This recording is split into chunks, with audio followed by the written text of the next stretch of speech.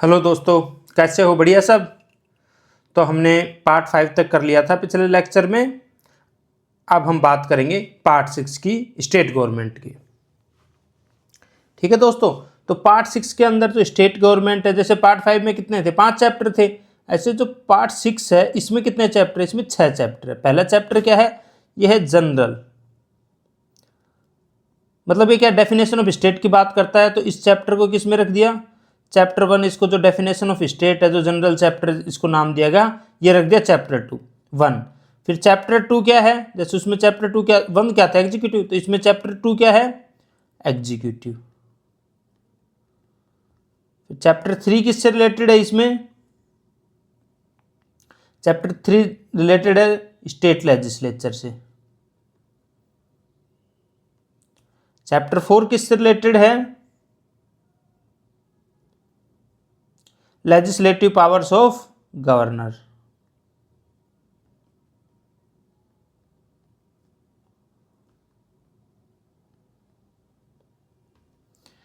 Chapter 5 किससे related है? High court और हाई कोर्ट से। और चैप्टर 6 में क्या है? जैसे यहां पे है सबऑर्डिनेट कोर्ट्स।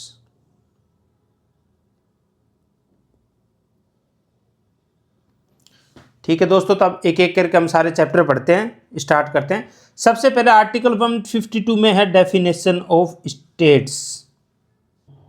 इससे क्या होता था? जो डेफिनेशन ऑफ स्टेट है, इससे जो आगे जो आने वाले जो भी हम पूरा पढ़ेंगे स्टेट गवर्नमेंट, उसमें जो पावर्स थी उनको डिफाइन करता था।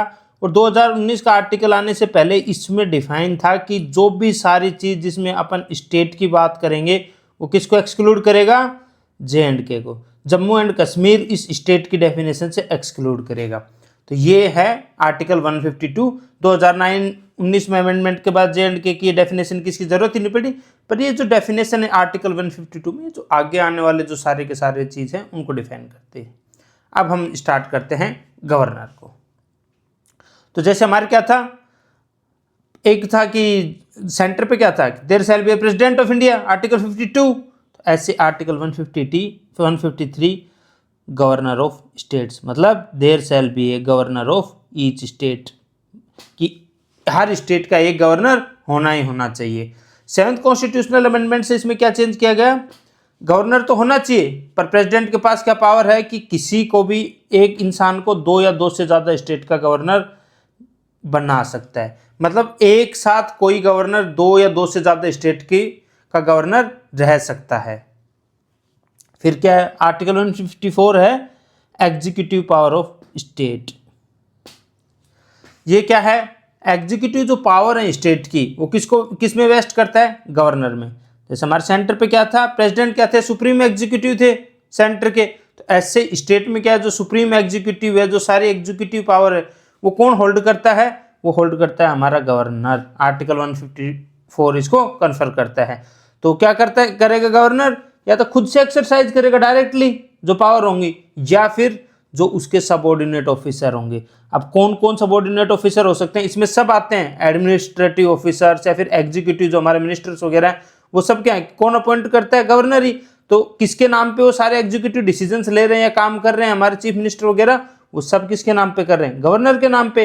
तो क्या है, जो भी एग्जीक्यूटिव पावर जैसे सेंटर की होती थी, वो सारे डिसीजंस किसके नाम पे ले जाते थे? प्रेसिडेंट के नाम पे। तो ऐसे ही स्टेट लेवल पे जो भी एग्जीक्यूटिव डिसीजन होगा, उसमें किसके सिग्नेचर होंगे, किसके नाम पे वो काम होगा, वो सारा का सारा होगा स्टेट के जो गवर्नर हैं उनके नाम पे।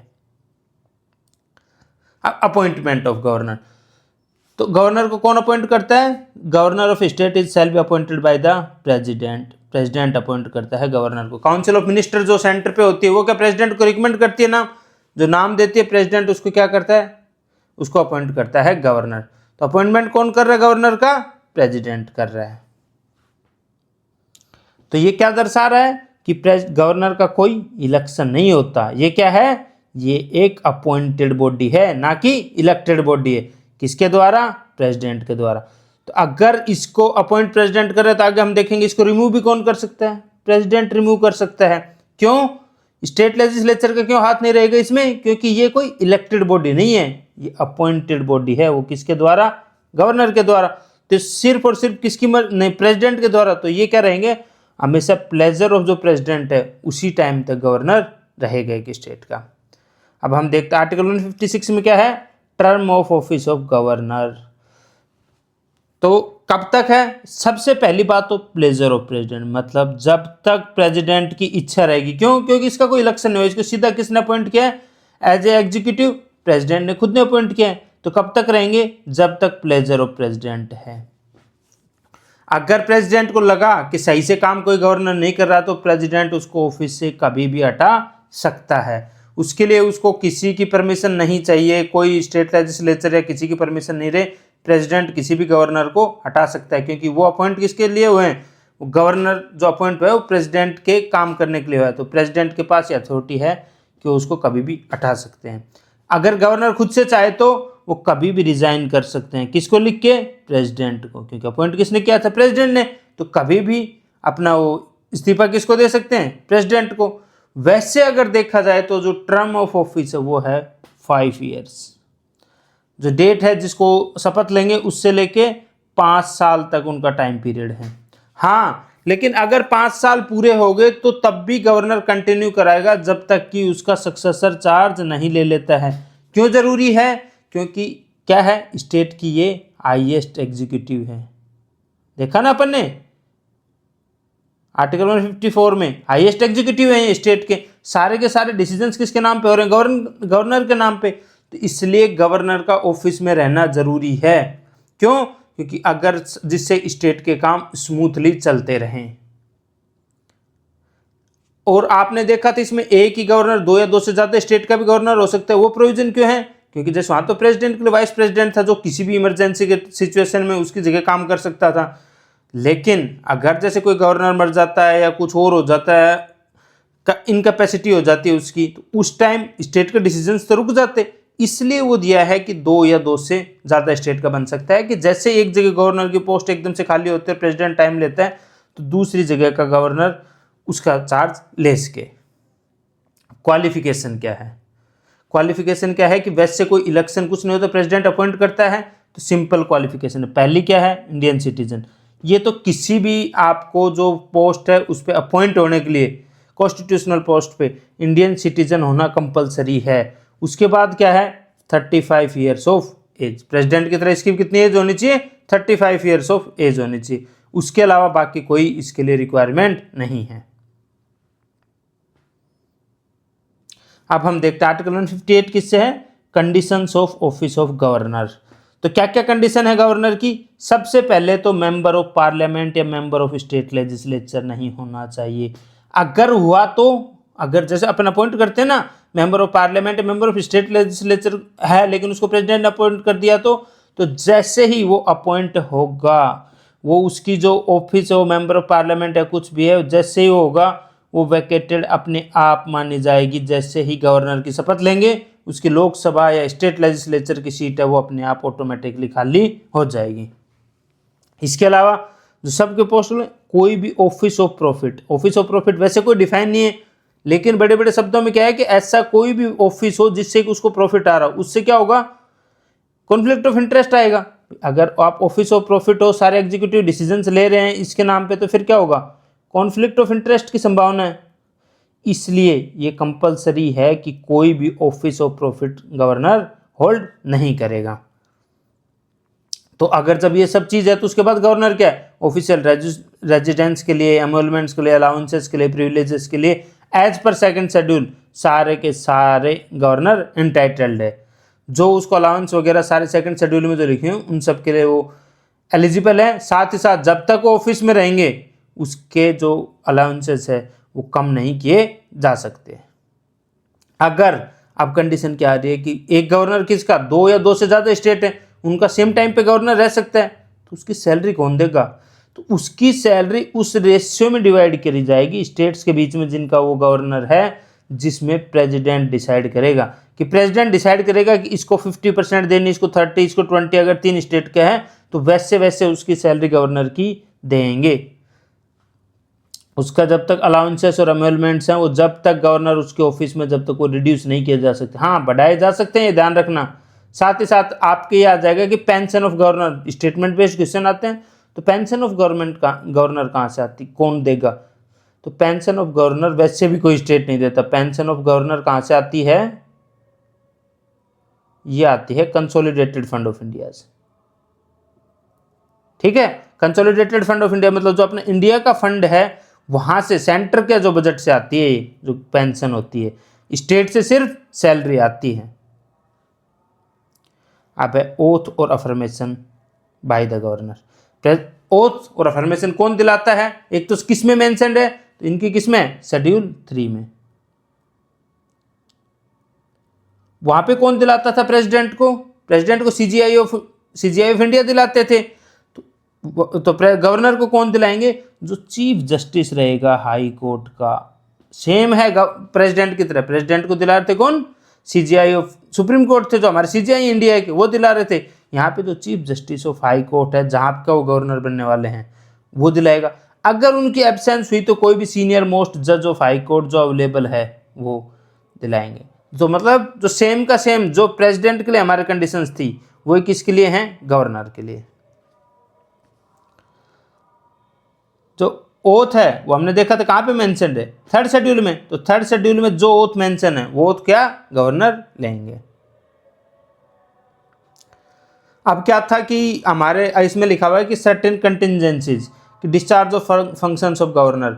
तो अगर सेंटर पे तो क्या था कि अगर प्रेसिडेंट की कोई कंटिजेंसी क्या हुई तो उसके लिए क्या थी? वाइस प्रेसिडेंट की पोस्ट थी। ऐसी कोई पोस्ट स्टेट में है नहीं वाइस प्रेसिडेंट जैसी, तो इसलिए आर्टिकल 160 एम्पावर किसको करता है? प्रेसिडेंट को। क्या एम्पावर करता है? कि वो अरेंजमेंट करेंगे। तो वो कैसे करते हैं? या तो किसी दूसरे स्टेट का गवर्नर उसको एडिशनल चार्ज दे देंगे, या फिर किसी और को, या गवर्नर और किसी बंदे को अपने बिहाफ पे उसको जब तक कि गवर्नर के फंक्शंस के लिए करेंगे, या वो खुद उस फंक्शंस को डिस्चार्ज करेंगे।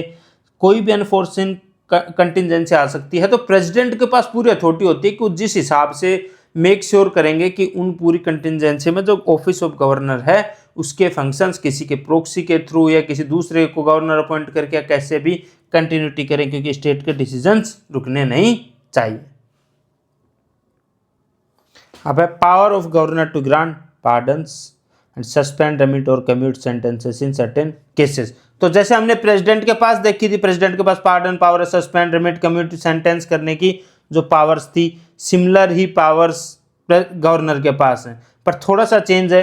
ये हमने एक एक करके इस टेबल में दे रखा है, आपको एनालाइज करते हैं क्या क्या चेंजेस हैं। तो कॉन्स्टिट्यूशनल प्रोविजन किस में था? उसमें क्या था? आर्टिकल 72 में मेंशन थी। इसमें किस में? आर्टिकल 161 में मेंशन है।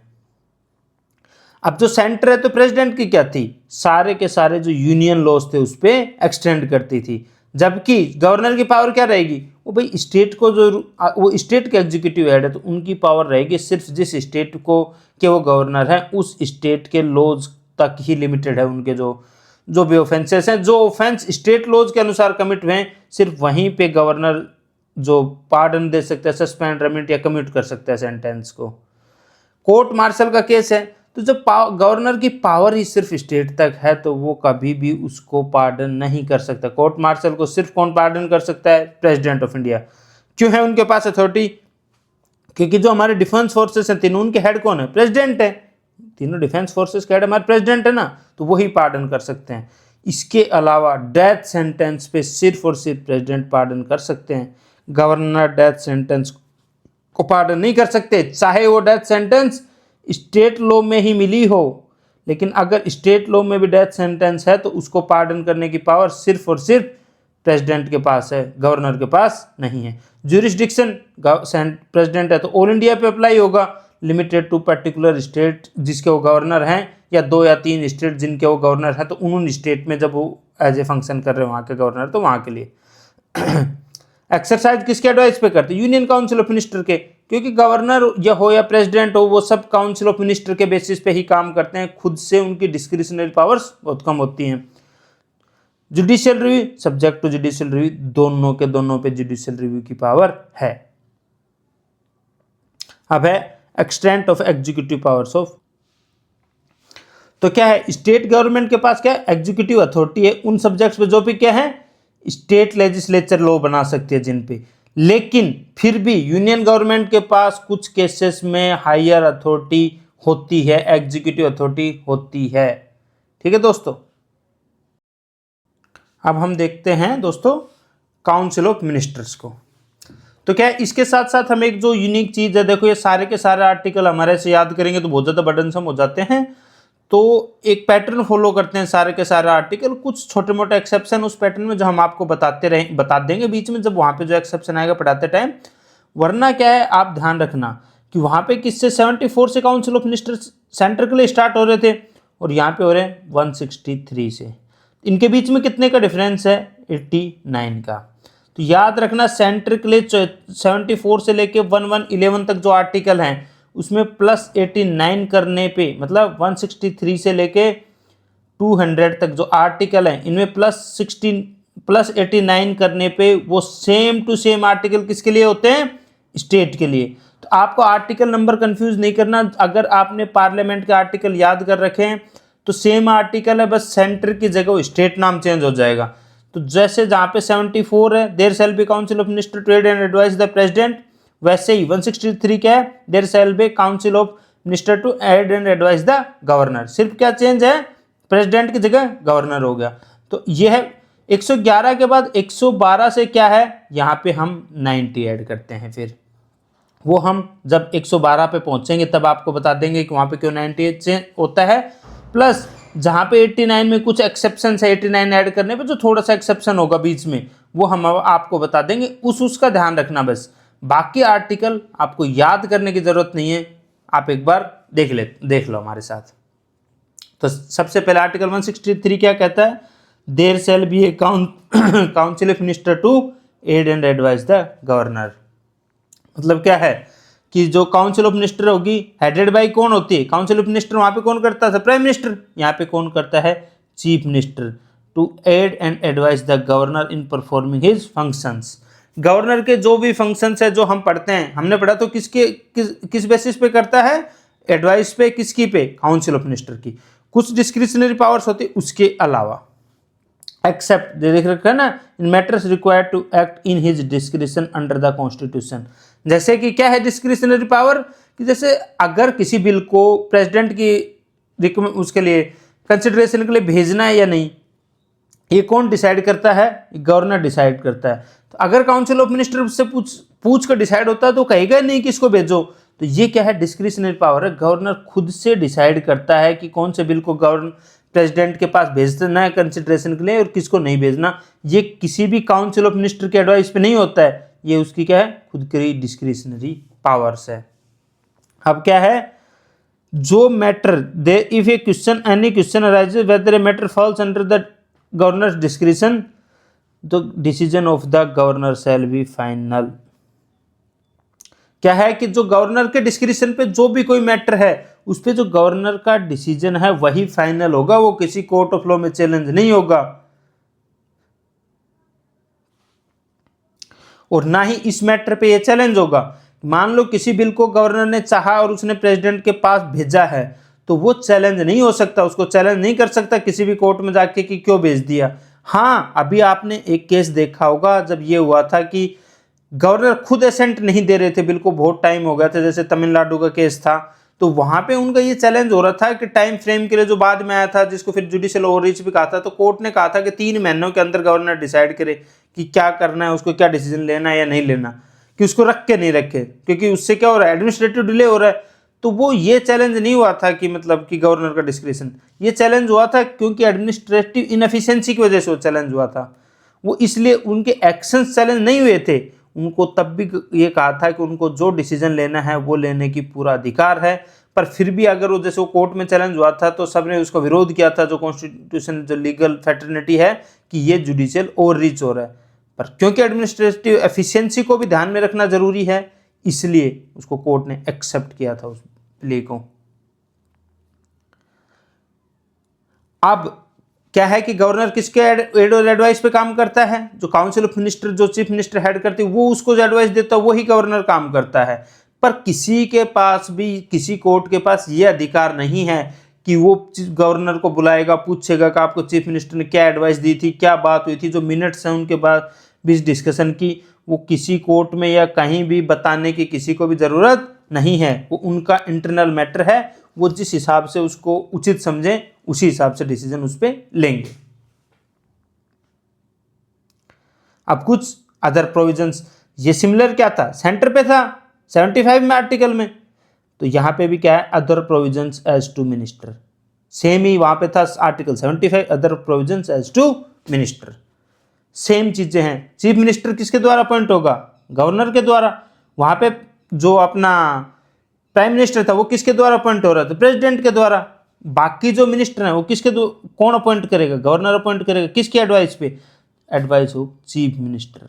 और वो कब तक अपनी ऑफिस होल्ड करेंगे, during the pleasure of the government. लेकिन ये प्लेजर क्या है कि जब तक चीफ मिनिस्टर नहीं कहेगा गवर्नर नहीं हटाएगा। पर फिर भी अगर ये आ जाए कि इंडिविजुअली जो काउंसिल ऑफ मिनिस्टर हैं किसको रेस्पॉन्सिबल है, काउंसिल ऑफ मिनिस्टर, तो इंडिविजुअली किसको रेस्पॉन्सिबल है, गवर्नर को। सिमिलर ये आ जाए कि कलेक्टिवली किसको रेस्पॉन्सिबल है, कलेक्टिवली रेस्पॉन्सिबल मतलब कि कलेक्टिवली एक साथ कौन हटा सकता है, तो वो कौन हटा सकता है, स्टेट लेजिस्लेचर। इसमें भी कौन, लेजिस्लेटिव जो असेंबली होगी, ना कि लेजिस्लेटिव काउंसिल, तो लेजिस्लेटिव असेंबली होगी उसको रेस्पॉन्सिबल है कलेक्टिवली, क्योंकि उसी के पास क्या है, अथॉरिटी है। उसके अलावा कुछ अलग प्रोविजन क्या है, there must be a minister of tribal affairs. कहाँ पे, छत्तीसगढ़, झारखंड, मध्य प्रदेश और उड़ीसा में, इन सम स्टेट्स, इन स्टेट में। क्यों, क्योंकि वहाँ पे ट्राइबल पॉपुलेशन ज़्यादा है, तो उनके जो राइट्स हैं उनको प्रोटेक्ट करने के लिए ये प्रोविजन दिया गया, there shall be a tribal minister. Total number of minister हमने देखा था 91st कॉन्स्टिट्यूशनल अमेंडमेंट से क्या हुआ था, सेंटर पे कितना हुआ था फिक्स कि 15% किसकी, लोकसभा की स्ट्रेंथ था। तो यहाँ पे कितनी है, 15% of total members of legislative assembly. पर मिनिमम कितना है, 12 दे रखा है, क्योंकि कुछ में क्या है कि वैसे तो 60 मिनिमम हो सकती है, पर कुछ में और भी कम है, तो लेस देन 12 नहीं होने चाहिए मिनिस्टर। कि 15% ब्रीच हो सकता है, अगर स्ट्रेंथ उसकी जो 15% आ रही है उसकी जो स्ट्रेंथ की वो 12 से कम है, तो 12 तक मिनिमम है। और मैक्सिमम वैसे कितना है, मिनिमम 15% ऑफ टोटल स्ट्रेंथ है लेजिस्लेटिव असेंबली की, अगर वो नंबर 12 से ऊपर आता है तो। अब कोई मेंबर जो डिस्क्वालीफाई होगा एंटी डिफेक्शन लॉ में, एंटी डिफेक्शन लॉ अपने पढ़ा था 10 शेड्यूल 10 नंबरी। भाई जो एक एंटी डिफेक्शन क्या है, एक पार्टी से दूसरी पार्टी में चले जाते हैं, या फिर जो निर्दलीय वो ज्वाइन कर लेते हैं किसी पार्टी को, या फिर जो इंडिपेंडेंट जो नॉमिनेटेड थे वो 6 महीने बाद किसी पार्टी को ज्वाइन कर लेते हैं, तो उन पे क्या लगता है, एंटी डिफेक्शन लॉ लगता है। तो इसमें यह है कि कोई भी जिस पे एंटी डिफेक्शन लॉ है वो क्या नहीं बन सकता, मिनिस्टर नहीं बन सकता। कब तक, जब तक कि उसका पीरियड ऑफ डिस्क्वालिफिकेशन खत्म नहीं होता। पीरियड ऑफ उसका डिस्क्वालिफिकेशन कब खत्म होगा, जब वो दोबारा से इलेक्शन लड़ेगा और इलेक्शन जीत के आएगा। ऐसे नहीं है जैसे क्या हुआ कि कहीं पे होता है ना स्टेट में कि स्विच कर जाते हैं तो फिर सरकार गिर जाती है, तो ऐसे नहीं है कि जो दूसरी सरकार बनी है उसमें उनको जाते मिनिस्टर बना देंगे, नहीं। अगर वो डिस्क्वालीफाई हुए हैं तो जब वो दोबारा जीत के आते हैं उसके बाद ही मिनिस्टर बन सकते हैं, वरना उनका जब तक पीरियड ऑफ डिस्क्वालिफिकेशन कंटिन्यू करेगा। अब क्या है, कलेक्टिव रेस्पॉन्स हमने बताया था, इंडिविजुअल किसको रेस्पॉन्सिबल है, गवर्नर को। कलेक्टिवली किसको रेस्पॉन्सिबल है, लेजिस्लेटिव असेंबली ऑफ स्टेट। क्यों, क्योंकि नो कॉन्फिडेंस मोशन कौन ला सकता है, नो कॉन्फिडेंस मोशन कौन ला सकता है, सिर्फ लेजिस्लेटिव असेंबली में आ सकता है। तो नो कॉन्फिडेंस मोशन ला के हटा सकती है ना लेजिस्लेटिव असेंबली, इसलिए वो किसको कलेक्टिवली रेस्पॉन्सिबल हो गया, कौन हटा सकते हैं इनको, लेजिस्लेटिव असेंबली, तो उसको है। अब जब ऑफिस लेते हैं तो किसके सामने ओथ लेते हैं, office of secrecy before governor. देखा होगा आपने कई बार, जो ऑफिस जब शपथ ले रहे होते हैं तो कौन होता है, शपथ कौन दिलवा रहा होता है, गवर्नर दिलवा रहा होता है।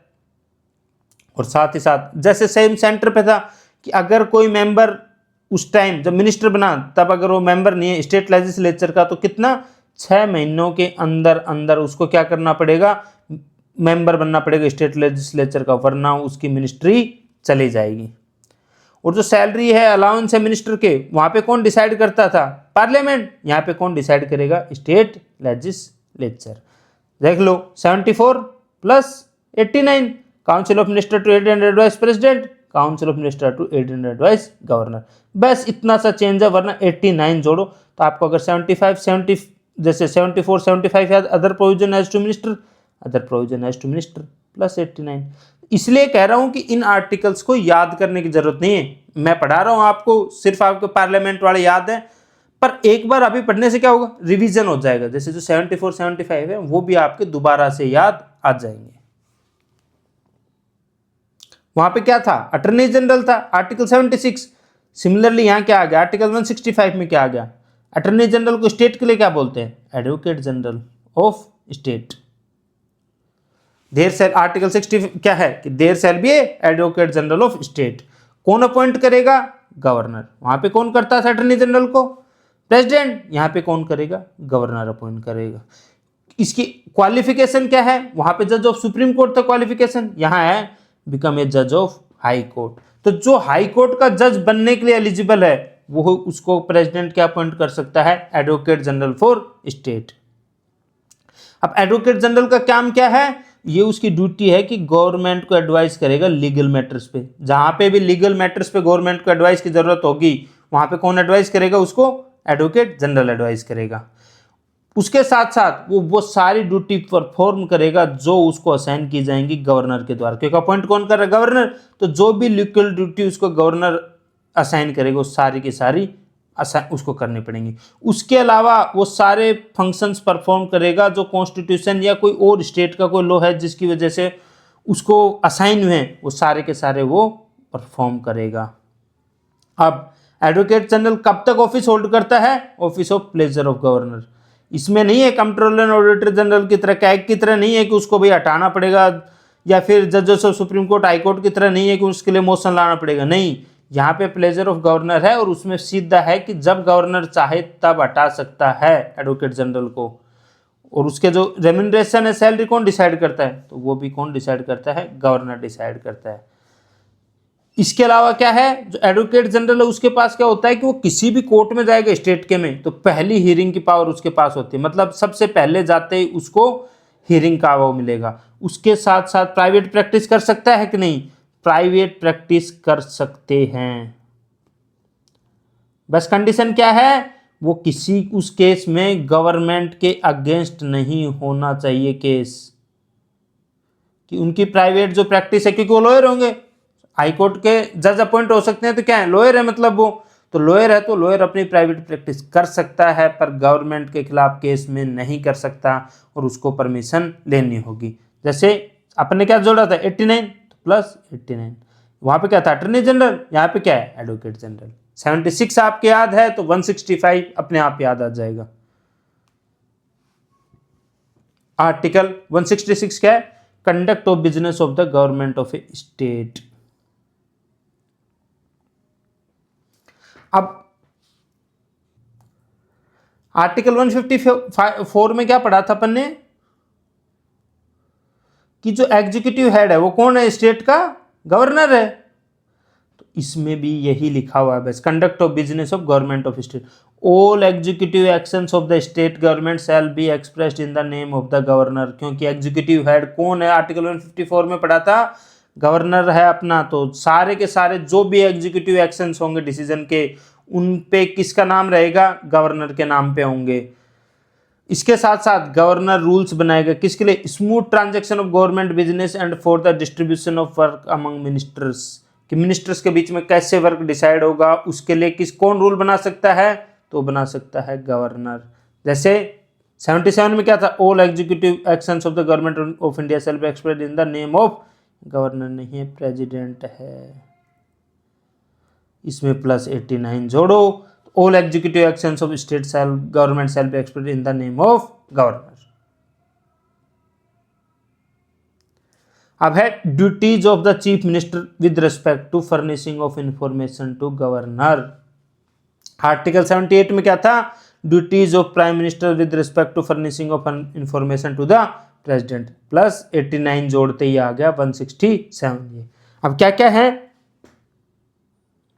तो क्या है, चीफ मिनिस्टर को क्या करना पड़ेगा, इन्फॉर्म करना पड़ेगा गवर्नर को। किसके लिए, जो भी डिसीजन लिए जाएंगे काउंसिल ऑफ मिनिस्टर के अलावा एडमिनिस्ट्रेशन ऑफ स्टेट से रिलेटेड, या जो भी नए लॉज के लिए जो प्रपोजल आ रहे हैं उन सब के लिए।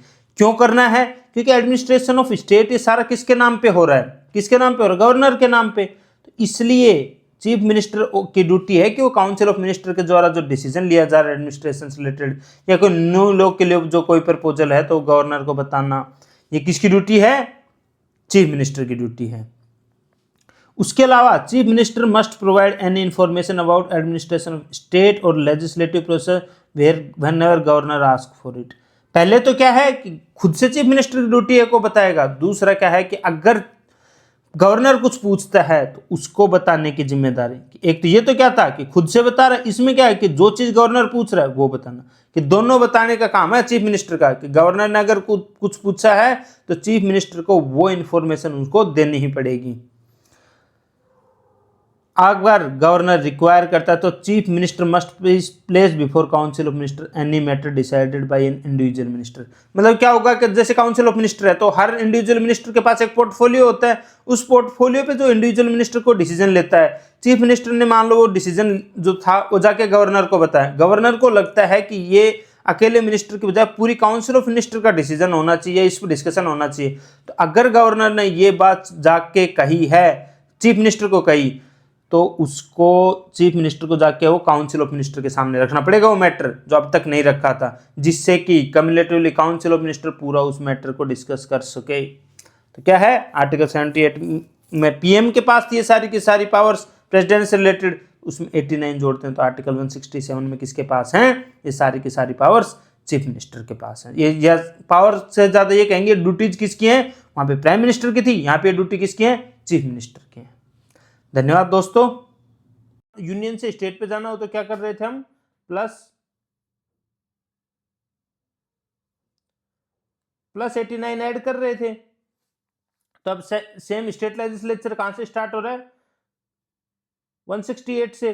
सिमिलर सेंटर पे लेजिस्लेचर कहां से स्टार्ट हो रहा था, 79 से। फिर हमने क्या पढ़ा था, 111 तक, तो हम इसमें क्या जोड़ते हैं 89, मतलब 200 आर्टिकल तक। उसके बाद आर्टिकल 201 के बाद से क्या होता है, हम प्लस 90 ऐड करते हैं। जब 112 आएगा तो 202। 201 में क्या है, एक एनोमली हम जब देखेंगे वो क्या है, प्रेसिडेंट के असेंट के लिए जो बिल रखते हैं वो है 201 में, जो कि एक यूनिक आइडिया है। इसकी वजह से प्लस 89 के बजाय प्लस 90 होने लग जाएंगे। इसके अलावा कुछ माइन्यूट चेंजेस हैं जो हम जब आर्टिकल देखते जाएंगे तो उसके साथ साथ डिस्कस करते जाएंगे। अब हम एक एक करके आर्टिकल स्टार्ट करते हैं। तो सबसे पहले है constitution of legislature in states, article 168। इसमें क्या है कि हर स्टेट में क्या रहेगा, एक लेजिस्लेचर रहेगा जो किसको कंसिस्ट करेगा, गवर्नर और लेजिस्लेचर। मतलब गवर्नर जैसे वहां पे प्रेसिडेंट पार्ट था लेजिस्लेचर का, यहाँ पे क्या है, गवर्नर पार्ट है लेजिस्लेचर का। अब स्टेट जैसे सेंटर तो बाइकैमरल, हर सेंटर बाइकैमरल था, पर हर स्टेट बाइकैमरल नहीं। बाइकैमरल का मीनिंग क्या है, जहां पे दो हाउस हो। तो वहां पे तो अपने राज्यसभा लोकसभा थे, यहाँ पे जरूरी नहीं है कि लेजिस्लेटिव असेंबली और लेजिस्लेटिव काउंसिल हो। लेजिस्लेटिव असेंबली तो सब में रहेगी, विधानसभा, लेकिन विधान परिषद हो या नहीं हो ये जरूरी नहीं है। अभी हमारे 8 नहीं 6 स्टेट्स में है सिर्फ। कौन कौन से 6 हैं, तो 2 तो हमारे हैं नॉर्थ के हो गए। कौन से हो गए, यूपी बिहार। ये थोड़ा सा नोट्स में एरर है, टाइपिंग एरर हुई है या कैसे हुई है, थोड़ी सी गलती हो गई इसमें। नॉर्थ में तो है यूपी बिहार। उसके बाद 4 स्टेट आप डेक्कन मान सकते हो, कौन से, महाराष्ट्र, कर्नाटका, उसके अलावा आंध्र प्रदेश और तेलंगाना। तो क्या है, 2 नॉर्थ और 4 साउथ, ये याद रखना। इस हिसाब से नॉर्थ में क्या है, नॉर्थ में 2 ही सबसे बड़े स्टेट हैं, यूपी बिहार, तो नॉर्थ ऐसे हो जाएगा यूपी बिहार। साउथ में आपको क्या रहेगा, ये 2 क्या है, आंध्र प्रदेश और तेलंगाना। एक था पहले, इनमें से आंध्र प्रदेश में थी तो अलग हुए तो दोनों में हो गई, तो 2 ये याद हो जाएंगे। उसके बाद महाराष्ट्र में है और कर्नाटक में, जो दोनों बगल बगल। याद रखना साउथ में 4 हैं तो 4 में जो नीचे के 2 हैं, केरला और तमिलनाडु, उनमें नहीं है। तो क्या, तमिलनाडु को काट दो इसमें, ये गलत है, और एमपी को काट दो, इन दोनों में नहीं है। बाकी जो 6 बच गए इनमें है। जो बाकी स्टेट बचे हुए उनमें क्या है, सिर्फ और सिर्फ लेजिस्लेटिव असेंबली है। लेजिस्लेटिव असेंबली होना कंपलसरी है, तो वहां पे लेजिस्लेचर क्या बनेगा, गवर्नर प्लस लेजिस्लेटिव असेंबली मिला के वहां का लेजिस्लेचर बनेगा। 6 स्टेट क्या है, अगर आते हैं कितने स्टेट बाइकैमरल है, तो हमारे 6 स्टेट हैं। अब है हमारी जो लेजिस्लेटिव काउंसिल है उसका अबोलिशन और क्रिएशन। तो 169 किससे रिलेटेड है, अबोलिशन और creation of legislative council in states. हमारे वहां पे क्या था 169 में, कॉन्स्टिट्यूशन ऑफ लोकसभा, उसमें क्या अबोलिशन और क्रिएशन का वो नहीं था, क्योंकि राज्यसभा क्या है, परमानेंट हाउस है। लेकिन अपने को पता है जो लेजिस्लेटिव काउंसिल वो परमानेंट हाउस है, लेकिन उनको अबोलिश और क्रिएट किया जाएगा, क्योंकि सिर्फ 6 स्टेट में उसको भी अबोलिश कर सकते हो और क्रिएट कर सकते हो। तो क्रिएशन कैसे होगा ये देखो, सबसे पहले तो क्या है, जो पार्लियामेंट, इसके लिए कहां पे बिल पास होगा, सबसे पहले जो लेजिस्लेटिव असेंबली है स्टेट की, उसमें क्या होगा, रिजोल्यूशन पास होगा। तो जो स्टेट की लेजिस्लेटिव असेंबली, उसमें रिजोल्यूशन क्या, स्पेशल मेजोरिटी से पास होगा। मतलब स्पेशल मेजोरिटी का मतलब है मेजोरिटी ऑफ टोटल मेंबरशिप, मतलब जितनी मेंबरशिप रहेगी उसका प्लस 50% होना चाहिए, एज वेल है जो प्रेजेंट वोटिंग है उनका 2/3 होना चाहिए। हमने देखते हैं स्पेशल मेजोरिटी जो चाहिए होती है सब में हम देखते हैं लगभग यही चाहिए होती है। Such a law is not considered a constitutional amendment under article 368। इसका मतलब क्या है, पार्लियामेंट कैसे पास करेगी इसको, पार्लियामेंट में ये सिंपल मेजोरिटी से पास होगा। मतलब अगर किसी स्टेट को लेजिस्लेटिव काउंसिल बनवानी है तो क्या करना पड़ेगा, पहले स्पेशल मेजोरिटी से उस स्टेट की असेंबली में पास करो और फिर वो पार्लियामेंट में जाएगा, और पार्लियामेंट अगर उसको सिंपल मेजोरिटी से पास करती है तो लेजिस्लेटिव काउंसिल बनेगी। ऐसे नहीं है कि कोई स्टेट अपनी मर्जी से नहीं बना सकता, दोनों का सेट चाहिए और स्टेट में स्पेशल मेजोरिटी चाहिए उसको पास करने के लिए। अब हम देखते हैं कंपोजिशन ऑफ लेजिस्लेटिव असेंबलीज। अगर हम उसमें देखें तो क्या था, लोकसभा का था कंपोजिशन, कॉन्स्टिट्यूशन था। अब इसमें क्या है, कंपोजिशन ऑफ लेजिस्लेटिव असेंबली, जो हमारी विधानसभा है उनका कंपोजिशन क्या रहेगा। हम सिर्फ 689 जोड़ के अभी तक जो सारे आर्टिकल हैं वो अगर आपको सेंटर के याद हैं तो उसमें आप 89 जैसे जोड़ोगे आपको स्टेट के मिल जाएंगे। अब इसमें क्या है कि कितनी होनी चाहिए, नॉट मोर देन 500 और नॉट लेस देन 60 मेंबर्स। ये हमारी क्या कंडीशन थी। क्या होना चाहिए कि टेरिटोरियल कॉन्स्टिट्यूएंसीज इलेक्टेड क्या होंगी, डायरेक्टली होंगी। लेजिस्लेटिव असेंबली में सब डायरेक्टली इलेक्टेड हैं, जो हमारे मेंबर्स थे जो एंग्लो इंडियन थे जिनको नॉमिनेट करते थे वो अब हट चुका है, तब क्या सिर्फ डायरेक्टली इलेक्टेड है। स्टेट क्या, टेरिटोरियल, जो हमारे विधानसभा के क्षेत्र होते हैं निर्धारित होते हैं, टेरिटोरियल कॉन्स्टिट्यूएंसीज बनते हैं जहां से विधायक चुन के आते हैं, आपके चुनाव होते हैं। तो क्या होगा, पॉपुलेशन और सीट का रेशियो कोशिश करेंगे कि नियरली इक्वल हो, मतलब जिसकी जितनी पॉपुलेशन है लगभग उतनी सीट हो। लेकिन ये हमने क्या देखा था, ये तो अभी तक जो 1971 का सेंसस है वहीं पे अटका हुआ है। अब क्या है, 500 मैक्सिमम था, पहले यूपी में थी ज्यादा, लेकिन यूपी से जैसे उत्तराखंड अलग हुआ है, अब भी यूपी सबसे बड़ा, पर कितने मेंबर हैं, 403। तो हाईएस्ट कितने मेंबर है, 403। जब तक आर्टिकल 170 आया था तो शुरुआत में क्या था, लेस देन 60 किसी में नहीं था। पर क्या हुआ, फिर क्रिएशन हुआ छोटे छोटे स्टेट का जिनमें कि 60 मेंबर रखना पॉसिबल नहीं था, इसलिए वो एक्सेप्शन किए गए। जैसे सिक्किम जोड़ा गया तो उसमें कितने, 32। गोवा नया बना उसमें कितने, 40। मिजोरम में 40 है, नागालैंड में 46 है। तो ये क्या है, एक्सेप्शन है इस 60 मेंबर का जो वो है। ये जब हमारा ये आर्टिकल रखा गया था तो स्टेट्स क्या बड़े थे, तो 60 मेंबर की लिमिट रखी गई थी। फिर जैसे जैसे नए स्टेट लेकिन जुड़े छोटे, अब ये ध्यान रखनी आ जाए कि सबसे कम किस स्टेट में है विधानसभा की स्ट्रेंथ, तो सिक्किम में। सबसे ज्यादा किस में, यूपी में। ठीक है दोस्तों, 171 क्या है, कंपोजिशन ऑफ लेजिस्लेटिव काउंसिल, वहां पे किस में था, अगर जाओगे तो हमारा राज्यसभा के लिए था। वहां इसमें ये सेंटर में यहां पे क्या है, रीएडजस्टमेंट आफ्टर एवरी सेंसस। मतलब अगर आप आर्टिकल 82 पे जाओगे तो ये डिलिमिटेशन की बात करता है, जो हमारा रीएडजस्टमेंट होता है एवरी स्टेट, लेकिन क्योंकि वहां पे कंपोजिशन ऑफ लेजिस्लेटिव काउंसिल की बात इसमें नहीं है। यहाँ पे क्या है, 171 में कंपोजिशन ऑफ लेजिस्लेटिव काउंसिल। अब आप देखो इसमें आजकल क्या एडुकेटिव पैटर्न में ज्यादातर आर्टिकल की बजाय लाइन पूछेगा अंदर से। तो अगर पूछ ले कि मैक्सिमम कितना होना चाहिए, तो एक्सीड नहीं करना चाहिए 1/3 जो मेंबर हैं लेजिस्लेटिव असेंबली के वहां के। लेकिन मिनिमम कितना होना चाहिए, लेस देन 40 मेंबर नहीं होने चाहिए, कि अगर 40 पे वो 1/3 को क्रॉस करता है तो वो ज्यादा हो सकते हैं, पर लेस देन 40 नहीं होने चाहिए। अब क्या है कंपोजिशन की, कैसे इलेक्ट होते हैं या नॉमिनेट होते हैं, तो किसमें क्या है 5/6 तो होते हैं इलेक्ट और 1/6 क्या होते हैं नॉमिनेट। कौन करता है नॉमिनेट, गवर्नर करता है। 5/6 इलेक्ट क्या होता है, इनडायरेक्ट इलेक्शन टाइप होता है, सबके सब वोट नहीं करते, सिर्फ सिलेक्टेड लोग होते हैं जो वोट कर पाते हैं। अब हम देखते हैं कैसे कैसे वोट होता है। तो 1/3 तो क्या होते हैं, इलेक्टेड बाई लोकल अथॉरिटीज। तो इसमें डायरेक्ट कॉमन सब लोग वोट नहीं कर रहे, 1/3 होंगे उनको, जो लोकल बॉडीज है अपनी म्यूनसिपैलिटीज वगैरह, डिस्ट्रिक्ट बोर्ड वगैरह, वो सब मिलकर कितने करेंगी 5, जो हमारे टोटल है उसके 1/3 ये इलेक्ट करेंगे। फिर 1/12 को कौन करता है, जो उस एरिया के ग्रेजुएट्स हैं, जो 3 साल हो गई जिनको ग्रेजुएशन किए हुए, वो सिर्फ वोट डालते हैं।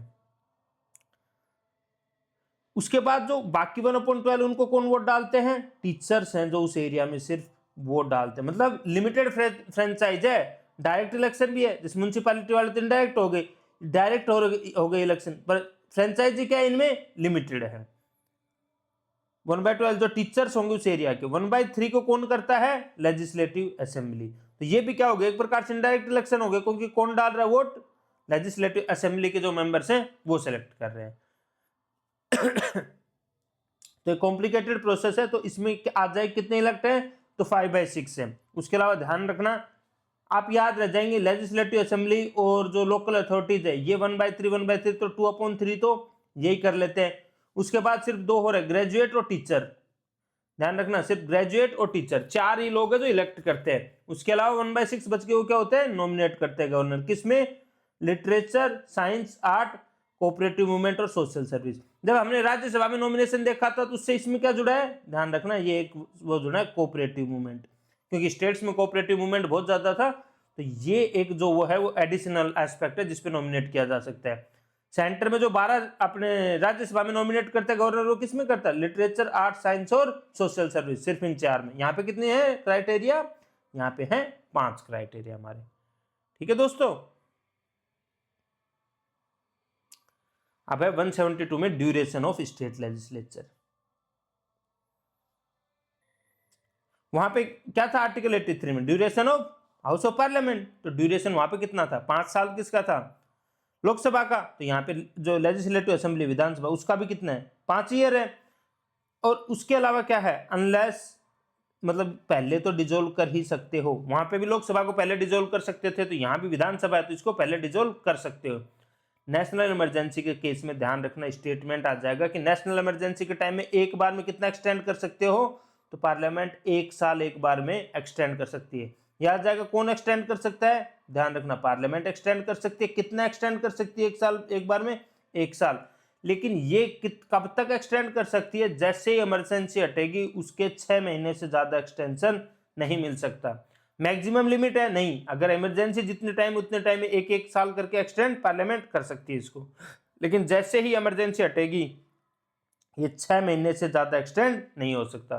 तो स्टेटमेंट ऐसा है जो कि आ सकता है एग्जाम में, तो इस स्टेटमेंट को गौर करना कि पार्लियामेंट एक्सटेंड करती है, 1 साल तक वो एक्सटेंड हो सकता है, लेकिन इमरजेंसी हटने के बाद 6 महीने से ज्यादा तक वो रह नहीं सकता।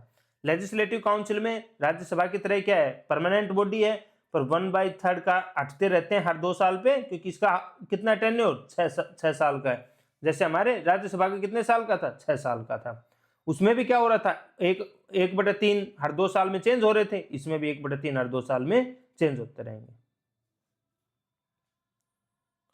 अब है qualification for membership of state legislature. क्या क्वालिफिकेशन, सबसे पहली तो कोई भी अगर आप इलेक्ट हो रहे कॉन्स्टिट्यूशनल पोस्ट पे तो सिटीजन ऑफ इंडिया हो गए आप। अब जितनी हमारे जैसे लोकसभा में कितनी थी 25, तो स्टेट लेजिस्लेचर में भी कितनी है 25, राज्यसभा में हमारी कितनी थी 30, तो यहाँ पे लेजिस्लेटिव काउंसिल में कितनी है 30, सिमिलर। अब क्या sessions of state legislature, prorogation और डिसोल्यूशन। जब हमने पढ़ा था तो प्रोरोगेशन क्या है, सेशन का एंड होना। मतलब कि जैसे हमारे budget session, winter session, monsoon session चलते हैं ना, तो जो सेशन एंड होता है उसको हम बोलते हैं प्रोरोगेशन। और डिसोल्यूशन में क्या है, जब पूरी की पूरी विधानसभा डिसोल्व हो जाए, मतलब जैसे हमारी लोकसभा डिजोल्व हो जाए या विधानसभा जब डिजोल्व हो जाए, मतलब उसके बाद दोबारा इलेक्शन होंगे। तो प्रोरोगेशन में क्या, दोबारा सेशन होगा, डिजोल्यूशन के बाद क्या, नई विधानसभा चुन के आएगी, उसको बोलते हैं हम डिजोल्यूशन।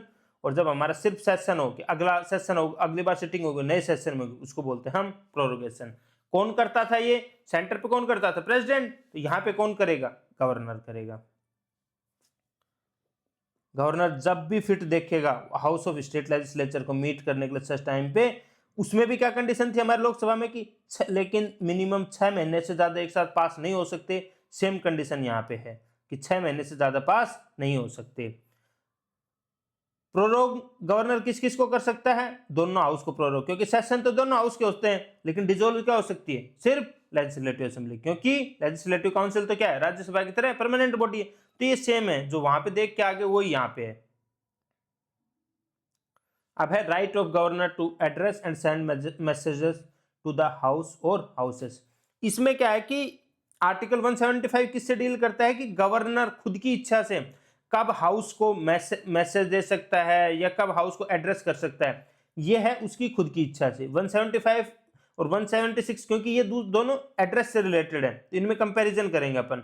जबकि 176 में क्या है, स्पेशल एड्रेस है, ये क्या गवर्नर करता ही करता है, ये क्या है उसकी मर्जी से है कि जब उसकी इच्छा हुई तो क्या है कि वो एड्रेस कर सकता है जब स्टेट की लेजिस्लेटिव काउंसिल या कोई से भी हाउस को, और वो रिक्वायर कर सकता है अटेंडेंस को, जब क्या होगा किसी स्पेशल पर्पज के लिए, जब उसकी इच्छा हो कर सकता है। इसके अलावा क्या कर सकता है, वो कोई भी मैसेज भेज सकता है दोनों हाउस को, किसी भी बिल के मैटर में या किसी और मैटर को कंसिडर करने के लिए हाउस को उसको कंसिडर करना पड़ेगा। तो ये तो क्या होगी, ये तो पावर होगी गवर्नर की।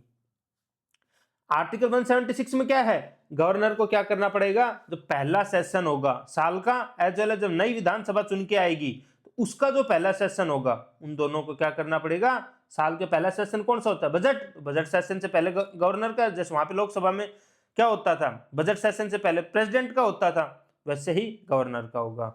उसमें क्या होगा, गवर्नर एक्सप्लेन करेगा गवर्नमेंट के क्या प्लान्स हैं, रीजन क्या है इस हाउस को बुलाने के लिए, सारी चीज करेगा। वहां पे क्या होता था, मोशन ऑफ थैंक्स। सिमिलरली यहाँ पे जो भी वो हुआ उसको डिस्कस कर सकते हैं, मेंशन जो है, गवर्नर जो स्पीच देगा वो डिस्कस वहां पे उसका, जबकि स्पेशल नाम क्या है, मोशन ऑफ थैंक्स। अब क्या है, right of ministers and advocate general as respect to the house.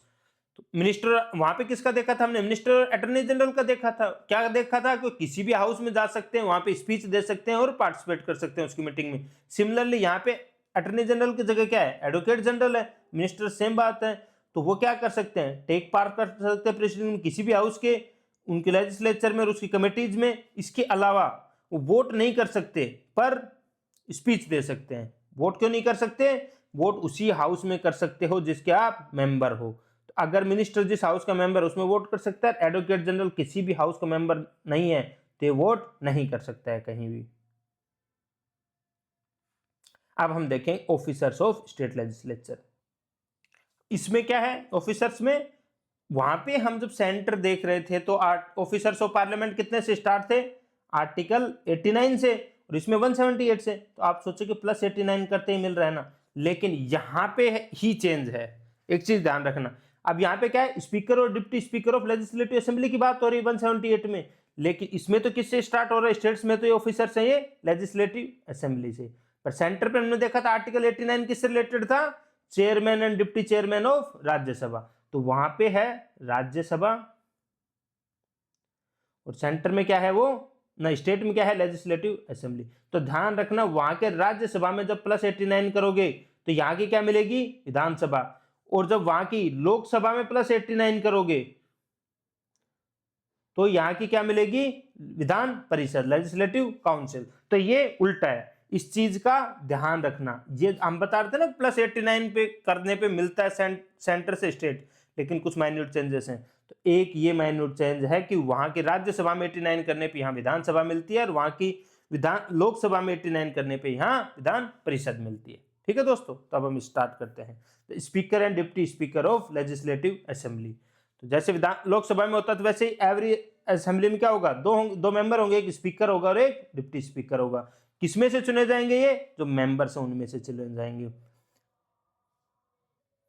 इसमें क्या है, जैसा हमने विधान लोकसभा में देखा तो वही है, सीधी सी बात है। जैसे ही पहला इलेक्शन होके आएगा तो शुरुआत में क्या होता है, प्रोटेम स्पीकर बनता है। प्रोटेम स्पीकर वहां पे किसने, प्रेसिडेंट ने किया था। यहाँ पे प्रोटेम स्पीकर कौन बनाता है, गवर्नर। उसके बाद क्या होगा, सब मेंबर्स को शपथ दिलाई जाएगी। फिर जो भी मेंबर्स हैं वो सारे मिलके क्या, स्पीकर और डिप्टी स्पीकर का इलेक्शन होता है। उसमें सिंपल मेजोरिटी से जो होगा, जो उसमें स्पीकर और डिप्टी स्पीकर का इलेक्शन होता है, जो जीतता है वो बन जाता है स्पीकर और डिप्टी स्पीकर। बस इतना सा। ये हम डिटेल में इसलिए नहीं देख रहे क्योंकि ऑलरेडी हम सब चीजें डिटेल में लोकसभा में देख के आ चुके हैं। सेम टू सेम चीजें यहां पे है। वैकेशन, अब 179 में क्या है, vacation, resignation, removal of office speaker और डिप्टी स्पीकर का कैसे कैसे हो सकता है। तो सबसे पहली बात तो वहां पे हमने क्या देखा था कि कब तक रहता है, चाहे टर्म एंड हो जाए, लेकिन जो स्पीकर है वो तब तक रहता, वैकेट नहीं करता ऑफिस जब तक कि नई असेंबली आने, वो तब करता है जब नई मीटिंग होने वाली होती है। उसके अलावा एक कब हट जाएगा, जैसे ही अगर वो मेंबरशिप उसकी कैंसिल होगी हाउस की, तो ऑटोमेटिकली जब मेंबर ही नहीं रहेगा तो ना स्पीकर रह सकता ना डिप्टी स्पीकर रह सकता। कब तक ऑफिस कंटिन्यू करता है, जब तक कि पहली मीटिंग नहीं हो नई असेंबली की। आप ये नहीं है कि जैसे असेंबली डिसॉल्व हुई वो हट जाएगा, नहीं। असेंबली की, जैसे लोकसभा में भी यही था कि जब तक अगली जो असेंबली आ रही उसकी नई मीटिंग नहीं हो, उससे जस्ट पहले हट जाता है। मतलब जब नए मेंबर आते हैं तो ये नहीं शपथ दिलाता, प्रोटेम स्पीकर इसलिए सिलेक्ट करना पड़ता है क्योंकि नई असेंबली की पहली मीटिंग से पहले चला जाता है। पर ये स्टेटमेंट आ जाता है कि कब तक कंटिन्यू करता है, जब तक लोकसभा डिसॉल्व ना विधानसभा डिसॉल्व होती नहीं, ये तब तक कंटिन्यू करता है जब तक कि नई विधानसभा आने वाली नहीं हो। इसके अलावा रिजाइन किसको लिख के कर सकता है, तो स्पीकर लिख सकता है डिप्टी स्पीकर को, और जो डिप्टी स्पीकर है ये स्पीकर को, एक दूसरे को लिख के रिजाइन कर सकते हैं।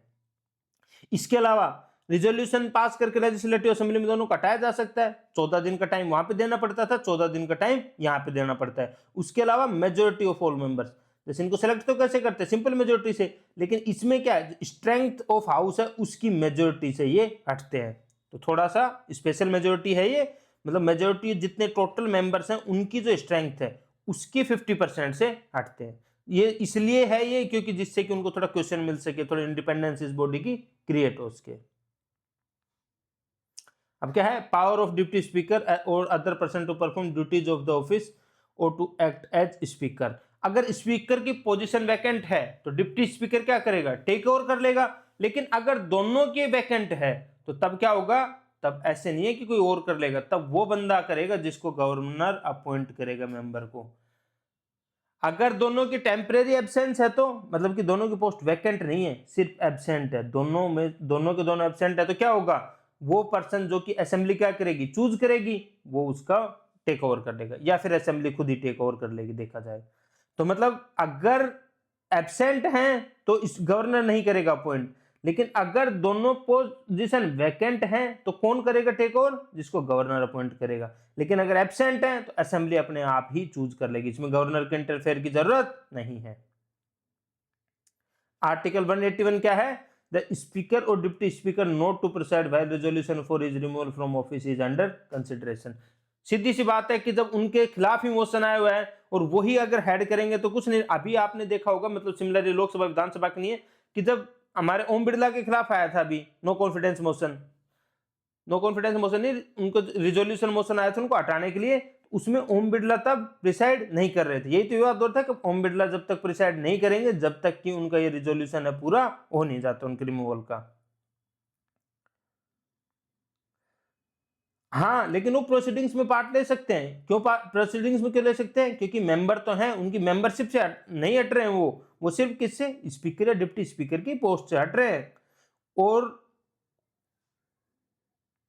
वैसे क्या होता है, जो स्पीकर होता है वो कब वोट डालता है, जब सिर्फ टाई हो। लेकिन फर्स्ट इंस्टेंस में जब बाकी सब लोग वोट डाल रहे थे तो स्पीकर और डिप्टी स्पीकर वोट नहीं डालते। लेकिन यहां पे क्योंकि वो एज ए मेंबर सिर्फ पार्टिसिपेट कर रहा है तो जो फर्स्ट इंस्टेंस है उसी में वोट डालेगा, ना कि टाई हो जाएगा तब वोट डालेगा। अब वहां पे क्या था, 93 से क्या स्टार्ट हो रहा था, लोकसभा, उसमें +89 करके यहां पे क्या स्टार्ट हो रहा है, लेजिस्लेटिव काउंसिल, विधान परिषद, विधानसभा नहीं हो रहा ना। यहाँ पे जो 93 थे इससे लोकसभा हो रहा था। हमने क्या कहा था, लोकसभा में 89 जोड़ेंगे तो यहाँ क्या मिलेगा, विधान परिषद मिलेगा, और अगर राज्यसभा में 89 जोड़ेंगे तो यहाँ विधान सभा मिलेगा, उल्टा है, ध्यान रखना है। 182 क्या है, chairman and deputy chairman of the legislative council. वहां पे तो चेयरमैन कौन हो जाते थे, सीधे वाइस प्रेसिडेंट हो जाते थे, लेकिन स्टेट पे ऐसी कोई पोस्ट नहीं है। तो यहाँ पे क्या करेगा, लेजिस्लेटिव काउंसिल के जो दोनों के दोनों मेंबर है उनके लिए क्या होगा, इलेक्शन होगा, चेयरमैन के लिए भी और डिप्टी चेयरमैन के लिए भी। क्योंकि हमारे जो राज्यसभा का चेयरमैन तो सीधे सीधे हमारे वाइस प्रेसिडेंट हो जाते हैं।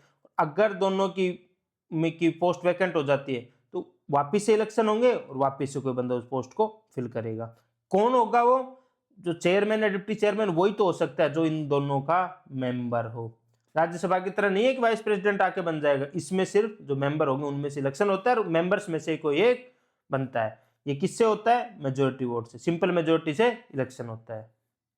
अब क्या है, वही है resignation removal office of chairman और डिप्टी चेयरमैन, तो सिमिलर है उसकी तरह ही। इसमें क्या है, जैसे ही वो मेंबर नहीं रहेगा तो उसको पोस्ट से हट जाएगा। उसके अलावा क्या है, जैसे 6 साल का टेन्योर पूरा हो जाता है किसी मेंबर का या उसका, वो पूरा हो जाता है, उसके बाद वो अपने आप हट जाएगा। और जैसे ही काउंसिल की कोई नई, जब अगली उसकी सिटिंग होगी, क्योंकि डिजोल्व तो होती नहीं है लेजिस्लेटिव काउंसिल, तो नई सिटिंग से पहले ये क्या बन जाएगा, नया बन जाएगा, नया सिलेक्ट हो जाएगा। इसके अलावा वो क्या कर सकता है, रिजाइन कर सकता है any time, chairman deputy chairman को लिख के, और जो डिप्टी चेयरमैन है वो चेयरमैन को लिख के कभी भी रिजाइन कर सकते हैं। सिमिलरली रिजोल्यूशन ला के और हटाया जा सकता है। क्या है, मेजोरिटी ऑफ ऑल मेंबर्स है, जैसे पिछले में हमने जब देखा था स्पीकर डिप्टी स्पीकर में सेम है, 14 दिन का टाइम देना पड़ेगा, सिमिलर है बिल्कुल। पावर ऑफ डिप्टी चेयरमैन और other person to perform the duties of the office और टू एक्ट एज चेयरमैन, कि जब चेयरमैन नहीं है तो अगर चेयरमैन की पोस्ट वैकेंट है तो क्या होगा, डिप्टी चेयरमैन टेक ओवर कर लेगा। दोनों के दोनों होंगे तो जैसे स्पीकर डिप्टी स्पीकर में था, सिमिलर क्या होगा, गवर्नर किसी को अपॉइंट करेगा वो लेगा। अगर लेकिन अगर दोनों एब्सेंट हैं, वैकेंट नहीं है, तो क्या होगा, जो पर्सन चूज करा गया है काउंसिल के अलावा द्वारा वो क्या करेगा, प्रोसाइड करेगा। कि अगर वैकेंट है तो गवर्नर जैसे स्पीकर डिप्टी स्पीकर में था, और अगर एब्सेंट है तो जो हमारा लेजिस्लेटिव जो काउंसिल है वो जो चूज कर रखा है रूल्स के, उनके रूल्स के हिसाब से जो चूज कर रखा है वो उसको टेक ओवर कर लेगा। सेम है, चेयरमैन और deputy speaker no to proceed with resolution for his removal from office is under consideration. बिल्कुल सेम है कि वो ऑफिस में चेयर नहीं कर सकता, मतलब वो ऑफिस में आएगा, बैठेगा, पार्टिसिपेट करेगा प्रोसीडिंग्स में, जो हम स्पीकर डिप्टी स्पीकर में देख के आए थे। सिमिलर है, वोट करेगा फर्स्ट इंस्टेंस में, टाई अप पे वोट नहीं करेगा, सेम है, जब हटेगा नहीं तो तब तक। अब क्या है, वापिस से आ गए हम 186 पे। अब वहां पे क्या है, 97 में भी क्या थी, सैलरीज और अलाउंसेस की बात थी, यहाँ पे भी 186 में क्या है, +89 जोड़ने पे सैलरीज और अलाउंसेस की बात है। तो किसके ये, speaker deputy speaker chairman deputy chairman, क्या है ये, कौन फिक्स करता है ये, तो ये फिक्स करे जाते हैं state by law, state legislature fix करती है। और सेकंड शेड्यूल में भी जब तक स्टेट बाई लॉ फिक्स नहीं करता तब तक जो सेकंड शेड्यूल में उसके हिसाब से फिक्स होंगे। तो क्या है, इनको वहां पे कौन, पार्लियामेंट चेंज करती रहती थी, यहाँ पे कौन, स्टेट लेजिस्लेचर चेंज करती रहेगी उनके जब तक। लेकिन किसी के एडवर्स नहीं कर सकती, बनने के बाद घटा नहीं सकती। Secretariat of state legislature, her house की क्या है, अपनी लेजिस्लेचर है। रिक्रूटमेंट किसके द्वारा करे जाते हैं, जो रूल्स ऑफ द हाउस है उसके द्वारा करे जाते हैं। तो ये सिमिलर है, कुछ चेंज नहीं है, सिर्फ 89 ऐड करके वहां पे सेंटर और यहाँ पे स्टेट, सिर्फ इतना है। ओथ और अफर्मेशन क्या होता है, तो क्या ओथ और अफर्मेशन, जो एमएलए है, मेंबर ऑफ लेजिस्लेटिव है, member of legislative council MLA MLC हैं, दोनों को अपनी सीट लेने से पहले क्या ओथ लेने और अफर्मेशन लेनी पड़ेगी। तो ओथ का वैसे काम किसका है, गवर्नर का है, या फिर कोई भी पर्सन जो अपॉइंटेड बाय गवर्नर, तो कौन, जैसे प्रोटम स्पीकर, या फिर जनरली क्या होता है प्रोटम स्पीकर ही सबको शपथ दिला देता है, या फिर जो अगर उसके बाद भी जो बचे हैं उनको स्पीकर शपथ दिलाता है। तो क्या है, ये काम किसका है, ओथ और अफर्मेशन का, गवर्नर का, या तो गवर्नर खुद होगा या कोई भी पर्सन उसके द्वारा अपॉइंटेड है। क्या फॉर्मेट रहेगा ओथ का, तो जो थर्ड शेड्यूल में जो मेंशन है इनके मेंबर्स ऑफ लेजिस्लेटिव असेंबली और लेजिस्लेटिव काउंसिल के लिए, वो ओथ का इनका फॉर्मेट रहेगा। अब वोटिंग का क्या प्रोसेस रहेगा, voting in house, power of highest act note vacancies and quorum. तो इसमें क्या है कि जो क्वेश्चंस हाउस में जनरल किससे डिसाइड होंगे, majority of members present and voting से डिसाइड होंगे। स्पीकर और चेयरमैन होते हैं जो दोनों हाउस के, वो क्या होते हैं, इनिशियली वोट नहीं करते, लेकिन अगर टाई हो गए सारे मेंबर्स के वोट तो उनका वोट क्या है, कास्टिंग वोट के तौर पे वो वोट करते हैं। लेकिन हमने देखा था जब उनको हटाने के लिए रिजोल्यूशन आया हुआ तो क्या होता है, वो फर्स्ट इंस्टेंस में वोट करते हैं। क्यों? क्योंकि उस टाइम वो प्रिसाइड नहीं कर रहे होते हैं। कोरम कितना है? 10, ये 1/10 ऑफ टोटल स्ट्रेंथ, जो भी बड़ा नंबर है, जो बड़ा नंबर है वो, ना कि जो छोटा नंबर है वो, जो बड़ा नंबर है वो माना जाएगा। अगर कोरम प्रेजेंट नहीं है तो मीटिंग सस्पेंड हो जाएगी, एडजर्न हो जाएगी अंटिल, जब तक कि कोरम मीट। कौन करेगा ये? तो डे टू डे जो एक्टिविटीज हैं वो कौन हैंडल करता है सारी की सारी, और जो एडजर्नमेंट वगैरह वो कौन हैंडल करता है? स्पीकर या चेयरमैन। उसमें और किसी का रोल नहीं है, क्योंकि जो भी पार्लियामेंट के अंदर हो रहा है या स्टेट लेजिस्लेचर के अंदर हो रहा है तो वो कौन, वो जो उसका चेयरमैन है उसका काम है। तो अगर कोरम भी नहीं हुआ तो किसका काम है उसको एडजर्न करने का? एडजर्न करना वैसे भी स्पीकर या चेयरमैन का ही काम है। ये सिमिलर वापस से रिपीट हो गया। अब हम देखेंगे डिस्क्वालिफिकेशन ऑफ मेंबर्स। अब क्या है 190, क्या है? वैकेशन ऑफ सीट्स, कि कैसे कैसे सीट वैकेट हो सकती है। तो सबसे पहले ए member can not be, a person can not be member of both houses of state legislature, मतलब असेंबली और काउंसिल दोनों का एक साथ मेंबर नहीं हो सकता। अगर वो दोनों में एक साथ इलेक्ट हो क्या है तो क्या करना पड़ेगा? उसको कोई सी भी एक सीट खाली करनी पड़ेगी। आप ये देखो, ना तो दो हाउसेस का हो सकता, ना लोकसभा विधानसभा, ये सब हम देख चुके थे पहले कि लोकसभा विधानसभा का रहा तो कैसे सेलेक्ट करना पड़ेगा। इसके लिए अगर आपको देखना है तो कहाँ, आर्टिकल 101 देख लेना, जो हमने पढ़ाया हुआ है, सब डिटेल में वहां पे कराया हुआ है। अब हम देख रहे हैं कि अगर दो हाउस का मेंबर है, यहाँ पे सिर्फ हम स्टेट से रिलेटेड मैटर्स पे बात करेंगे, अगर दो असेंबली और काउंसिल का मेंबर है तो क्या एक छोड़नी पड़ेगी। अब इसके अलावा क्या है, he can not be A member of legislature of 2 और more state at the same time. अब क्या है कि आप ये थोड़ी ना है कि स्टेट लेजिस्लेचर में तो सेंटर पे तो एक ही सेंटर था, स्टेट में तो अलग अलग स्टेट है। अगर कोई दो अलग अलग स्टेट से चुनाव लड़ता है और दोनों से जीत जाता है तो क्या करना पड़ेगा उसको, और एक से ज्यादा सीट पे, तो वो अगर मान लो 5 सीट पे जीत गया अलग अलग स्टेट में, तो उसको रिजाइन करना पड़ेगा एक के अलावा बाकी सब से। अगर उसने नहीं किया तो क्या होगा, सारी की सारी सीट वैकेंट माने जाएंगे। इसका मतलब दो चीज हो रही है यहाँ पे, एक तो आप अलग अलग स्टेट से चुनाव लड़ सकते हो, एक साथ आप अलग अलग स्टेट में कितनी भी कॉन्स्टिट्यूएंसी से, मतलब अलग ज्यादा कॉन्स्टिट्यूएंसी से चुनाव लड़ सकते हो, लेकिन आपको एक ही सिलेक्ट करनी पड़ेगी फाइनली, वरना आपकी सारी कैंसिल मानी जाएंगी। इसके अलावा एक सीट कब वैकेंट मानी जाएगी, अगर डिस्क्वालीफाइड हो गया अंडर आर्टिकल 191, वो जो हम आगे देखेंगे 191 में।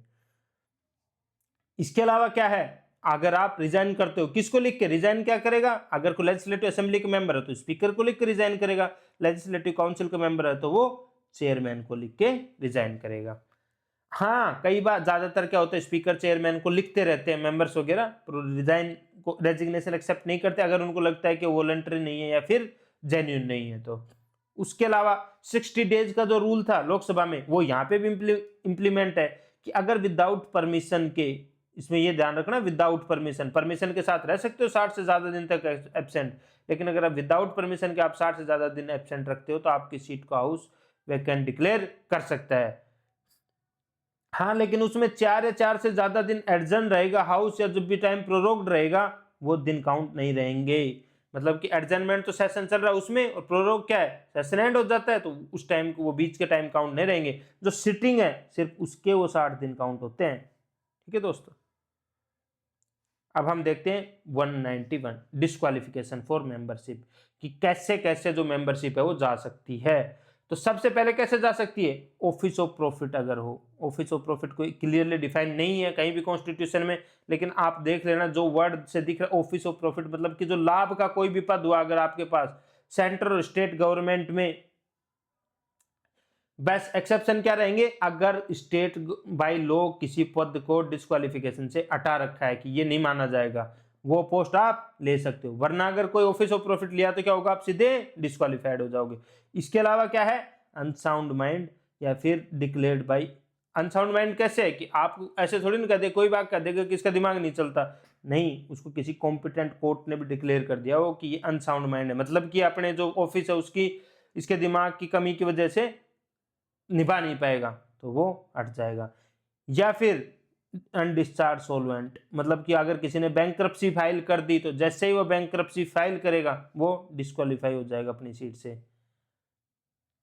यह डिस्क्वालीफाई कैसे हो जाएगा, अगर उसका इंडिया की सिटीजनशिप, पहली कंडीशन अपन ने क्या पढ़ी थी, सिटीजन ऑफ इंडिया होनी चाहिए, लेकिन अगर उसकी इंडिया की सिटीजनशिप ही चली जाए, चाहे वो कैसे भी जाए, चाहे वो बाहर का नागरिक बन जाए या फिर उसने फ्रॉड तरीके से इंडिया की नागरिकता ली थी, कैसे भी, तो अगर उसकी इंडिया की सिटीजनशिप चली गई तो ऑटोमेटिकली वो डिस्क्वालीफाई हो जाएगा मेंबरशिप से। जैसे कई बार आपने देखा होगा ना, सुब्रमण्यम स्वामी करता रहता है कि राहुल गांधी इंडिया का सिटीजन नहीं है, नहीं है, नहीं है, तो उससे का रिपरकशन क्या हो सकता है कि अगर ये प्रूव होता, तो है नहीं एक्चुअली में, वो कुछ भी अनाप शनाप बोलते रहते हैं, ये बता रहा हूं, अगर वो उनकी बात सही होती तो राहुल गांधी मेंबर नहीं बन सकते थे। हाँ, ये बात है कि वो कुछ पेनर्गल बोलते रहते हैं, पर हम ये कह रहे हैं कि अगर उनकी बात सही होती तो। अगर डिस्क्वालीफाई कब हो जाएगा, अगर वो डिक्लेयर किया गया law made by parliament. Law made by parliament क्या है, रिप्रेजेंटेशन ऑफ पीपल्स एक्ट 1951। अगर उसके अंदर वो डिस्क्वालीफाई होता है, उसके किसी भी एक्ट, किसी भी प्रोविजन के अंदर, तो भी वो डिस्क्वालीफाई माना जाएगा।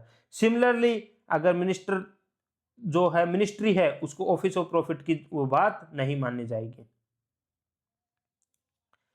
इसके अलावा हमने पढ़ा था 10 नंबरी 10th शेड्यूल। तो अगर 10th शेड्यूल के अंदर क्या था कि अगर कोई पार्टी बदलता है या फिर इंडिपेंडेंट किसी पार्टी को ज्वाइन करता है या फिर कोई जो नॉमिनेट हुआ था वो 6 महीने के बाद पार्टी ज्वाइन करता है, तो एंटी डिफेक्शन लॉ से क्या हो जाएगा, उसकी मेंबरशिप से डिस्क्वालीफाई हो जाएगा।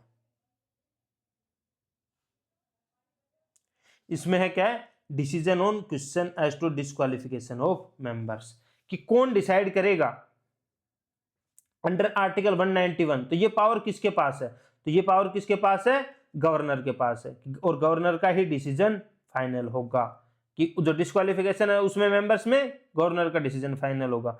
पर गवर्नर इससे पहले क्या करेगा, बिफोर डिसाइडिंग किससे ओपिनियन लेगा, इलेक्शन कमीशन से।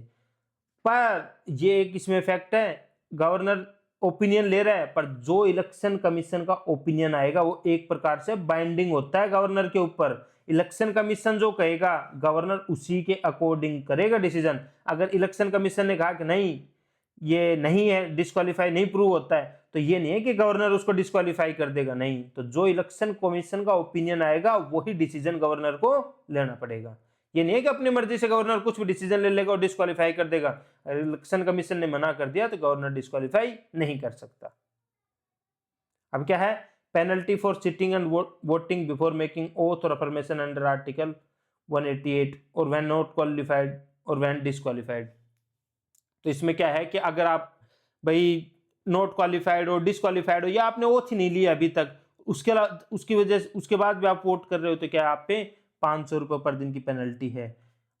आप उसमें आके बैठ रहे हो तो, या वोट कर रहे हो तो, जब तक आपने ओथ नहीं लिया है या क्वालिफिकेशन आपकी प्रूव नहीं है या फिर आप डिस्क्वालीफाई हो गए, तो आप पे क्या है, 500 रुपये पर दिन के हिसाब से पेनल्टी है।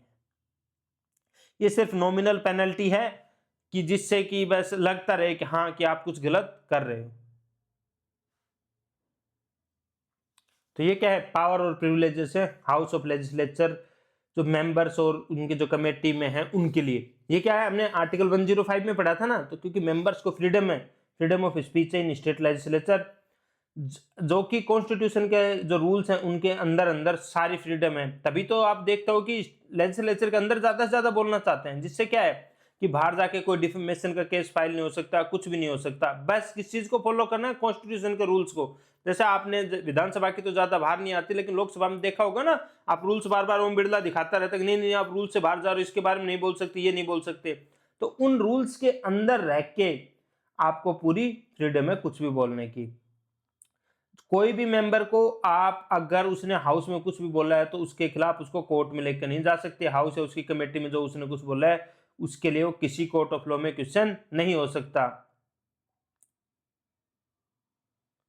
उसके अलावा कोई भी जो ऑथराइज, आप जो हाउस की जो मीटिंग हो रही है उसको आप डालते हो अपने न्यूज चैनल पे डालते हो या अपने यूट्यूब चैनल पे कहीं भी डालते हो, तो उसके लिए आप पे केस नहीं हो सकता कि आपने किसी ने क्या है कि कोई डिफेमेटरी सेंटेंस बोला है लोकसभा के अंदर, आपने अपनी वो प्रोसीडिंग अपने यूट्यूब चैनल पे डाल दी, तो उसकी वजह से आप पे डिफेमेशन फाइल नहीं हो सकता, उन पे नहीं हो सकता तो आप पे भी नहीं हो सकता, ना आपको कोई कोर्ट में ले जा सकता, क्योंकि आपने क्या किया है, एग्जैक्ट डिपिक्शन किया है, जो चीज हुई थी एग्जैक्ट उसी को दिखाया आपने।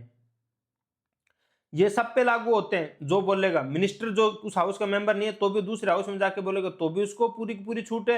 एडवोकेट जनरल जैसे अटॉर्नी जनरल था वो भी जब हाउस के अंदर बोलेगा कुछ, तो उसको भी बाहर जाके क्वेश्चन नहीं सकते। कहने की बात यह है कि जो भी हाउस में बोल सकता है वो बोल लेगा, वो बाहर आके किसी भी कोर्ट में क्वेश्चन नहीं हो सकता। अब क्या है 195 salary and allowances of members. तो सैलरी और अलाउंस कौन डिसाइड करता है? State legislature, time to time by law. अब क्या है स्टेट लेजिस्लेटिव प्रोसीजर। अब लेजिस्लेटिव प्रोविजन में 196 में क्या है? Provision as to introduction and passing of bill. तो इसमें इंट्रोड्यूस कहां करना है और पास कहां करना है, तो ये सिमिलर लोग जो वहां पे हमारा सेंटर उसकी तरह काम करता है।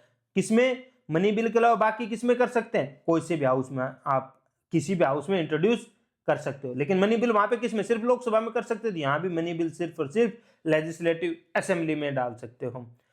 अगर हाउस से, दोनों हाउस से कोई बिल पास किया गया विद अमेंडमेंट और विदाउट अमेंडमेंट, तो पास माना जाएगा।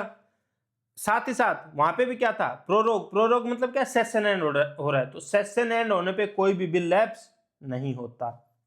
लेकिन डिसोल्यूशन हो रहा है मतलब लेजिस्लेटिव असेंबली यहां डिसोल्व हो सकती है। तो लेजिस्लेटिव असेंबली जब डिसोल्व हो रही, तो लेजिस्लेटिव काउंसिल तो क्या परमानेंट बॉडी है।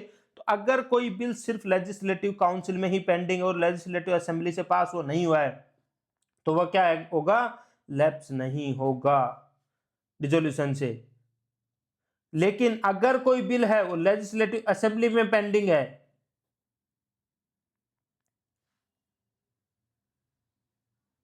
या तो पेंडिंग है लेजिस्लेटिव असेंबली में, या लेजिस्लेटिव असेंबली से पास हो चुका और लेजिस्लेटिव काउंसिल में पेंडिंग है, तो वो क्या हो जाएगा? डिसोल्व हो जाएगा, जैसे ही लेजिस्लेटिव असेंबली डिसोल्व होगी। अब क्या है? वहां पे क्या था? राज्यसभा के जो रेस्ट्रिक्शंस थे। अब यहां पे क्या है?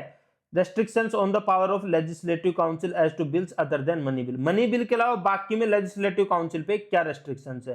तो यहां पे जो लेजिस्लेटिव काउंसिल है उसकी पावर राज्यसभा से काफी कम है। राज्यसभा में, वहां पे तो सेंटर में तो क्या था? राज्यसभा के पास मनी बिल के अलावा बाकी बिल में तो सिमिलर पावर थी। यहां पे वो बात नहीं है। यहां पे अगर ऑर्डिनरी बिल है तो स्टेट में और उसमें लेजिस्लेटिव काउंसिल है, तो भी क्या है? अगर कोई लेजिस्लेटिव काउंसिल किसी बिल को रिजेक्ट कर देती है, या अगर 3 महीने से ज्यादा डिले करती है, या फिर अगर वो कोई सजेस्ट करती है अनएक्सेप्टेबल अमेंडमेंट, असेंबली उस बिल को पास कर सकती है। उसके बाद क्या होगा?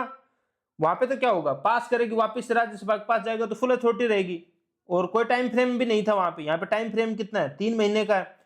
यहाँ पे क्या होगा? अगर फिर दोबारा से लेजिस्लेटिव असेंबली ने पास कर दिया तो और अगर लेजिस्लेटिव काउंसिल रिजेक्ट करती है या 1 महीने तक जवाब नहीं दे सकती, या कोई ऐसे अमेंडमेंट कहती है जो कि एक्सेप्टेड नहीं है लेजिस्लेटिव असेंबली को, तो बिल पास माना जाएगा। वहां पे तो क्या होता? राज्यसभा के पास पूरी पावर थी, यहाँ पे वो बिल पास माना जाएगा, कोई पावर नहीं है लेजिस्लेटिव काउंसिल के पास। तो ये काफी इंफीरियर है। इसका मतलब क्या है? लेजिस्लेटिव असेंबली के पास क्या होगी? ओवरराइडिंग पावर्स है। वहां किसके अगेंस्ट? लेजिस्लेटिव काउंसिल के अगेंस्ट। ऐसा राज्यसभा में नहीं था। राज्यसभा में लोकसभा राज्यसभा को ओवरराइड नहीं कर सकती थी मनी बिल के अलावा कहीं भी। और यहाँ पे ज्वाइंट सिटिंग का कोई प्रोविजन नहीं है।